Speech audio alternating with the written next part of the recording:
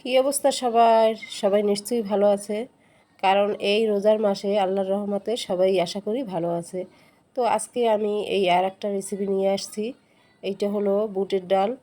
তবে এই বুটের ডাল দিয়ে কিছু আমি গরুর গোশ, তারপর এই বুটের ডাল দিয়ে রান্না করব। তো এই বুটের ডাল দিয়ে গরুর গোশ খেতে খুব ভালো লাগে। তারপর আমি একটু পেঁয়াজ, রসুন, আদা এইগুলো আগে দিয়েছি। তো আমি অফ ক্যামেরায় এইটা দিয়ে দিচ্ছি, কারণ সময় খুব কম ছিল হাতে, তাই দেখাতে পারছিলাম না আপনাদের।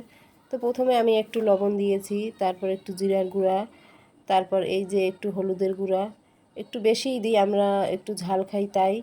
তো এখন আমি একটু গুঁড়া মরিচ দিচ্ছি 2 চামচ। সব কিছুই 2 চামচ দেওয়া হয়েছে, তবে লবণটা আর জিরাটা বেশি দেওয়া যায় না, তাহলে বেশি গন্ধ আসে। তারপর একটু এই যে গরম মশলা, দারচিনি, এলাচ, লবঙ্গ, তেজপাতা এগুলো সব দিয়ে একটু কষিয়ে তারপর এর ভিতর গরুর গোশ দিয়ে দিলাম।